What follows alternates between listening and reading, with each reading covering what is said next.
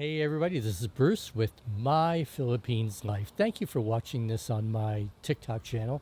And also, I will be asking you to subscribe to my Patreon channel as well to see the full length feature of this video. Where do I start? Wow, it's been quite a year.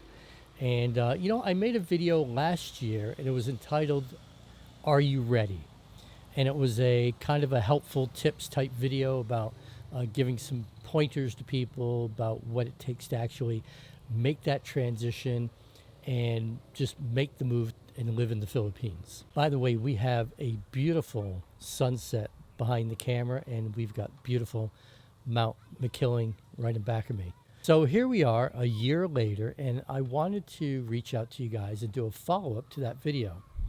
This video is an update after 1 year of living here in the Philippines, things that I have learned, revelation, epiphanies, knowledge points, educational points, wow factors, all these types of things I've learned in the past year that I want to share with you. And I'm going to bring them to you in this video.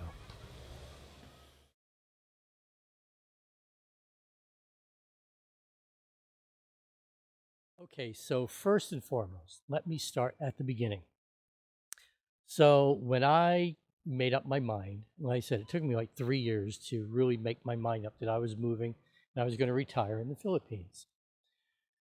When I decided to go, I started getting rid of everything that I thought I didn't need and didn't want in the Philippines. I was working with a friend of mine and he was helping me out a lot. And our mindset together, both of us developed the same mindset. Why ship it? Why pack it when I can just buy it there? It's like sport coat. Am I ever going to wear a sport coat? Well, if you need one, just buy one there. Okay. Button-down shirts. Do I need all my realtor clothes? Am I ever going to wear them? If I need a button-down shirt, need something nice, I can buy it here. You know, all types of things, including some of my camera gear. Including some of my audio gear. It was all the mindset of why pay all the money to ship it. And back up a little bit, I was really being picky and choosy about what I was shipping. Number one, because of the cost. Number two, honestly, you guys, I've never done this before. I wasn't even sure if my things were going to get here. It was a 90-day ETA, right? And with that type of estimated time of arrival, I wasn't sure if my things were even going to get here. So I didn't want to pack an abundance of everything that was important to me, and then it doesn't show up, right? So then that's when I decided, with my good friend George, we started really trimming the fat. And I got to tell you, I sold, I gave away, I donated so much of my personal belongings, and a lot of it were things that were like they're really kind of, I don't want to say important to me, but they were kind of important to me, you know and so yard sales I was having, moving sales, goodwill, donation bins in the parking lot of the grocery store. It's like I was just getting rid of all this stuff, you know um giving stuff away to friends. I just developed this mindset, which, by the way, was a mindset based out of just pure ignorance, pure ignorance. And when I got here, I had all my belongings that I wanted to keep, except for my photography gear. I had it here in a separate move before I made my final move. So I left it at a friend's house. So I knew all that was going to be here waiting for me. But everything else in my life, I had in one box, one LBC shipping box, which was not very big. So I get here and the countdown, I'm waiting for my things to get here, waiting and waiting and waiting. And it was like 90 days, like boom, right on the money. I don't know how they do it. 90 days, right on the money. It showed up. It was a rainy day, showed up on my doorstep. I was all excited, and I opened it up, and it was like, just like, it was a full box. There was quite a bit of things in there, and I had it just scattered all over the floor, and I'm looking at it thinking, Where's all my stuff? You know? Where's this? I didn't pack this? Really? I didn't pack this?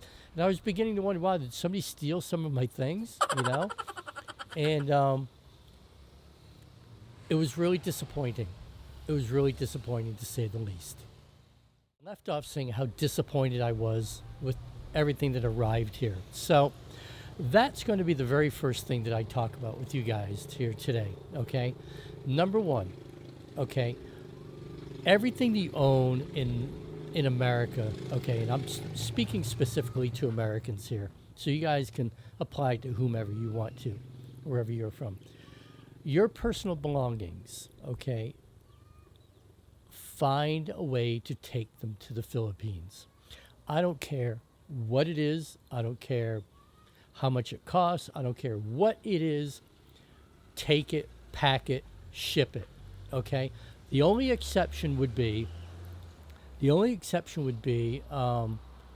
appliances. Okay, things that you got to plug in. You're running on 220 here in the Philippines, so a lot of your appliances from America won't work here without a transformer. And you know what? It's a hassle having a big ugly transformer on your kitchen counter or in your bathroom. You don't want that, right? So get rid of that stuff unless it's something really unique. If it's just a Keurig or a toaster or some crap like that, get rid of it. Buy it here. Those things you can buy here. But everything that is unique to you, your clothes, your shoes, hats, glasses, I don't just all types of things. Maybe you got a baseball bat, tennis racket, basketball, things like that.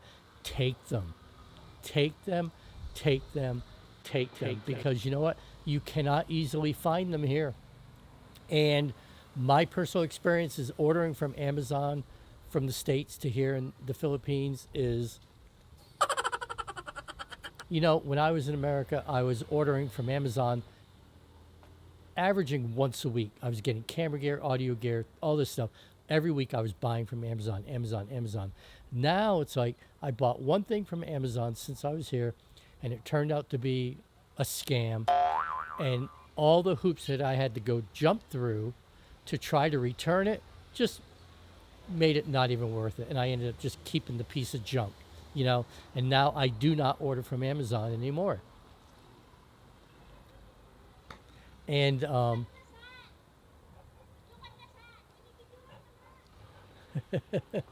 so I live in such a great neighborhood. I do not order from Amazon anymore because of the fact, hey, because of the fact that if I have to return it, I just can't go down the street to UPS and give them the box and get a tracking number and return it. Way too many hoops to jump through here. So we have other options here, okay? We got other options, alternatives to Amazon here, so don't sweat that. But I'm talking about your everyday, your clothes, even your sheets and your pillows, your sheets and pillow. Oh my gosh, your pillows. If you love your pillows, take your pillows because you will not find good pillows here. You're not going to find them. Sheets, it's hard to find good. Where I was buying off Lazada and places like this, and all the sheets were just like paper thin, you know? Where I found good sheets, believe it or not, I went to the marketplace, and there's like a secondhand shop, and they sell clothes, but they got a whole bedding section, and I found amazing, believe it or not, I'm not ashamed to admit it, I found amazing full-on cotton, thick cotton sheets, full set, boom, bought them, and they were so cheap, so cheap. But that's rare. So I'm telling you, if you love your sheets, you love your pillow, pack them. You love your clothes, pack them.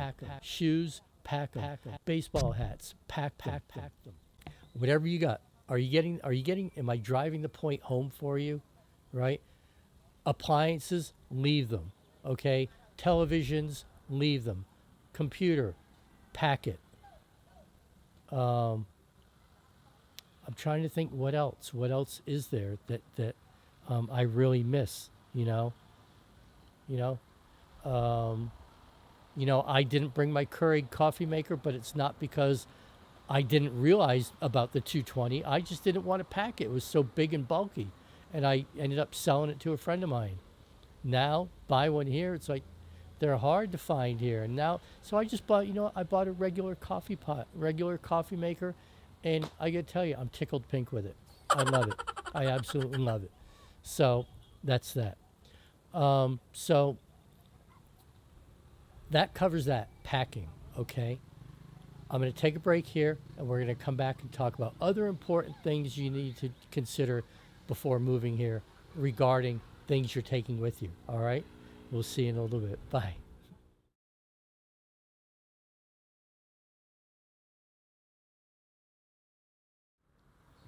Hi, guys, and welcome back. Okay, so we talked about the little personal items to pack. You know, one of the things that I know it's silly, I miss my my Amazon Alexa. I really miss Alexa. Me and Alexa, we're like this, you know. But anyways, moving on. We talked about all the personal items, clothing, electronics, things like that that you really need to take when you're coming here because it's a hassle trying to find them here. And even if you find something like it, it's believe me, it's not going to be the same quality as you get in America. And I'm not saying that's good or bad. I'm just saying you need to accept that, you know, because there's a lot of items I bought since I'm here, and I'm fine with them, you know. All right, let's talk about vehicles. Okay, this is really really important. Okay, so first of all, I want to say that if you have a vehicle and it's paid off, okay, let's say you have my personal experience. I sold my car, right? Actually, I still owed money on my car, and I sold it to Carvana. So they paid it off for me, and I ended up with like, I don't know, like a few $1,000s on top of it all. It was barely enough to do anything with, you know what I mean? But I got rid of the debt, and that was what was important to me. Um, but I sold a motorcycle, okay? A while before I had a nice BMW motorcycle.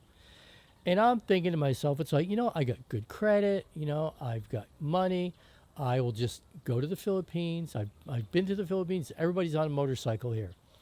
I'll go to the Philippines. I'll walk into a dealership and I'll just buy it. I'll buy a new motorcycle. You guys, a foreigner, because what I want to do, because I don't have all that kind of money fluid right now. So I figured I will put a good down payment, like 50% down payment, and I'll finance the rest. These dealerships here, financing will not give you the time of day. They will not give you the time of day. They will not give you the time of day. You will not be able to finance a stick of bubble gum here. I promise you. So, here's going to be the guidelines. Here's the criteria. If you have a vehicle that's paid off, car or motorcycle, right? And you can sell it and make a good amount of money on it to buy a motorcycle here, then do it. Okay? If it's like I had a really nice motorcycle. It was an older BMW K1200 LT, right? Really sweet motorcycle. But you know what? It wasn't really worth a lot of money. It was worth like, I don't know, like 7,000, because it was an older bike. But I'll tell you, it was sweet. It was freaking sweet.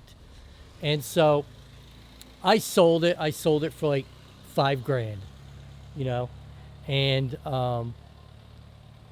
so that all helped me move and get settled in.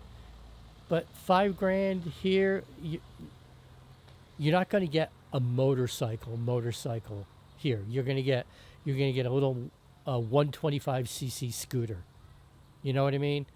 I could not replace the BMW motorcycle I had. I couldn't replace it here. It cost too much. And so I figured, okay, I'll go to a dealership and I'll just finance it. And it's funny, we're talking about this and all the motorcycles are going by. Walked into the dealership, filled all the forms. Not a snowball's chance in hell does a foreigner have financing here. Here's what they look for. You got to be a foreigner. You got to be married to a Philippine national, and you got to be here at least a year. Though that's the criteria they're looking for. They don't care about credit. They want to know your stability. I'm telling you, and I'm not saying this in a hateful, derogatory sense. There's people here that don't even have roofs on their homes. They don't even have windows in their homes. They got one piece of clothing to wear their whole life, and they're driving a brand new Yamaha NMAX, and it's a sweet bike. So the point I'm trying to make is that if you are married to a Philippine national, or if you were a Filipino, you can get financing for a sweet bike here. If not, you got two options. Either sell your motorcycle in America and make enough money on it to buy a motorcycle here equivalent to what you have, or ship it. And I know the shipping is expensive, but believe me, it'll be well worth it. Well worth it, you know, because the motorcycles in America, they're all big motors. Here, anything that's like a 125 or a 150, maybe a 250cc, they call them motorcycles. We call them, in America, we call them scooters. Now, everything it's like 400cc and up, they call them big bikes here. That's what we call motorcycles. So, and another criteria here is that you cannot go on the expressway unless you are 400cc or higher. So even if you say you dump your Harley or you dump your Honda or your Yamaha or BMW in America and say, oh, I'll just get a scooter in the Philippines. You get a scooter, you're stuck. You're stuck on these busy suicide roads on that little 125. You're stuck there, you know, and you can't, if you want to make some time to go to Batangas City to get on a ship or something, you got to take these crowded roads the whole way because you can't take the expressway because you're not on a 400cc or higher. That was a long way around the barn, I know. The point I'm trying to make, here's what I'm telling you. You got a car, if it's paid for and it's worth a lot of money, sell it. Take the money, come here and buy a vehicle cash. You got a motorcycle, you got it paid for, and it's worth a good amount of money, sell it, bring the cash here, buy an equivalent here. If you can't do that, you've got them paid off, but you really like them, but yet they're not really worth a lot of money, I would look into shipping. I would look into shipping it. So that's what I'm going to leave you with right there, okay? That's getting that kind of covers getting all of your things from America to the Philippines, okay? Next, we're going to talk about money, okay? I'll talk to you soon. Thanks for tuning in. Bye. Welcome back, everybody, and it's the next morning. It's about 9 o'clock in the morning here in the Philippines, and the town is busy, the neighborhood's busy. We got some karaoke going on downstairs, so it is what it is. You know, that's why my channel and my videos are entitled My Philippines Life. So, where did we leave off last night? We talked about shipping. And today I want to talk about money. Okay, so I'm going to try to keep this really simple so I don't confuse you and I don't confuse myself as well. And keep in mind that the issues that I'm talking about are solely based upon my personal experience. They may differ a little bit from your experience, but I think as a whole, they're going to be similar, okay? So let's talk about your retirement, okay? You have your retirement going to a United States bank account. Bank of America, Truist, wherever, you know, you name it. That's where your money is at. And it's getting direct deposited every single month. Okay. My advice is leave that money there. Completely leave it. Don't move it. You know what they say? Don't disrupt the apple cart, right? Especially with government agencies, Social Security, the VA. Just just leave it, okay? And here's what you do. You have it safe and secure in the US bank account. Now, what you do is you download two apps. One of the apps you can download while you're in the US. It's called Remitly. And Remitly is an international remittance app. And what you can do is you can withdraw any amount of money from your bank account and send it to whom or wherever you want it to go. I believe, my opinion, the fees are really low. So that's why I use them. And I've been using them for almost 4 years now, and I've never had any type of issue with them. The other app you want to download, but you have to do it once you get a Philippines phone number, is called Gcash. Okay. Um, I really like Gcash here in the Philippines. I like it better than PayPal because everybody recognizes it here.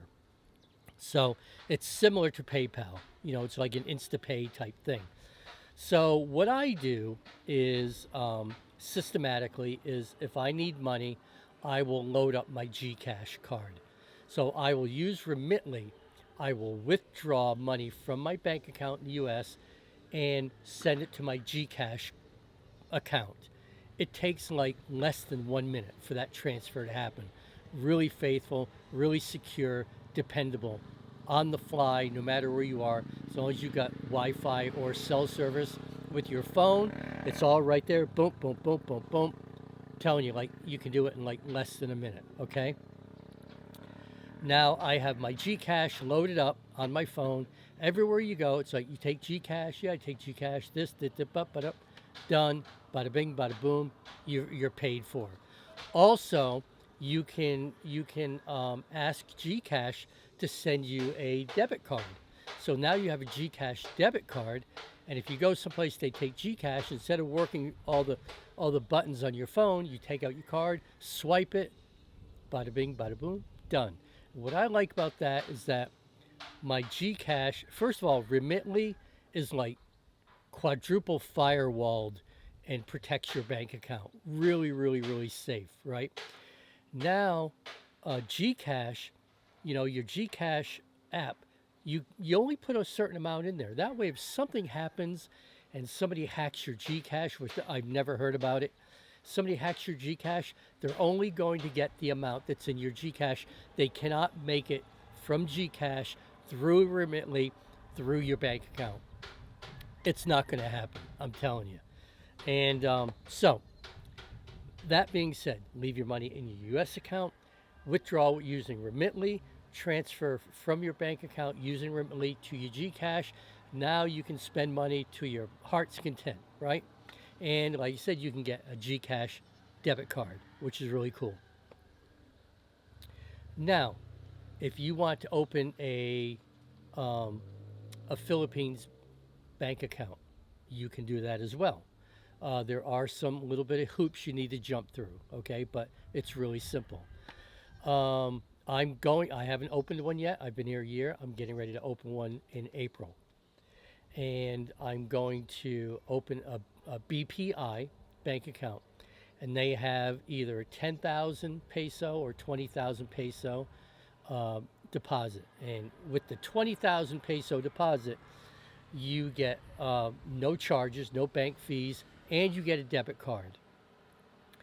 That's pretty cool, because now what I can do is I can use my Remitly to transfer money from my Truist bank account to my BPI bank account, and I can just keep filtering money in there little at a time, opening CDs. That's my goal. My spending money will come directly from my bank account, Remitly, to Gcash. That's going to be my spending money. My BPI, I hope this isn't confusing. My BPI bank account will be supplied from my US bank account just to open CDs in savings accounts. I trust Remitly. I trust Gcash. I trust the Philippines Bank. So that's what I'm going to be doing. Anything that I want to go shopping with on a day to day basis, I will take money from. I know I'm being repetitive here, but trying to give you a bigger picture, broad stroke picture. I will use my Remitly app. Okay, it's an app. I will take money from my US bank account, put it into Gcash, go to the mall, go to the marketplace. And you can do it what's called a cash out. You can go to little storefronts and you can, do the transfer over your phone from Gcash to the storefront, and then they'll give you cash back. So you can even have a pocket full of cash, a Gcash debit card, or use the Gcash app to buy. It's really cool. Next chapter about money, we're going to talk about um, your personal finances living day to day here in the Philippines. All right. So I'll see you guys later. Thanks for watching. Have a good one. Bye.